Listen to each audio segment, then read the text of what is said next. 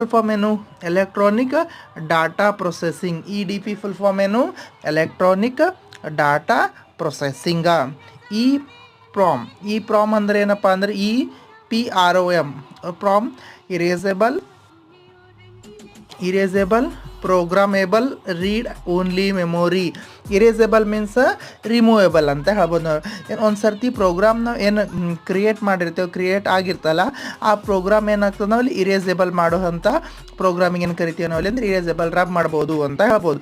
ಇರೇಸೇಬಲ್ programmable read only memory ಅಂತ ಕರಿತೇವೆ. ಈಗ ನೋಡಿರಿ, EPROM ಅಂತ ಕರಿತದೆ. EPROM ಅಂದ್ರೆ electrically erasable programmable read only memory means ಇದಕ್ಕೆ ನಾವು ಏನಾಗ್ತದೆ, ನಾವೇನು ಪ್ರೋಗ್ರಾಮ್ ಏನು ಫೀಲ್ಡ್ ಮಾಡಿದ್ದೀವಲ್ಲ, ಆ ಫೀಲ್ಡ್ ಮಾಡಿದ್ದು ಎಲೆಕ್ಟ್ರಿಕಲಿ ನಾವೇನು ಮಾಡ್ಬೋದು, ಅದಕ್ಕೆ ಇರೇಸೇಬಲ್ ಮಾಡ್ಬೋದು, ರಿಮೂವ್ ಮಾಡ್ಬೋದು ಅಂತ ಹೇಳ್ತೇವೆ. ಅಂಥ ಈ ಪ್ರಾಮ್ ಅಂದ್ರೇನು?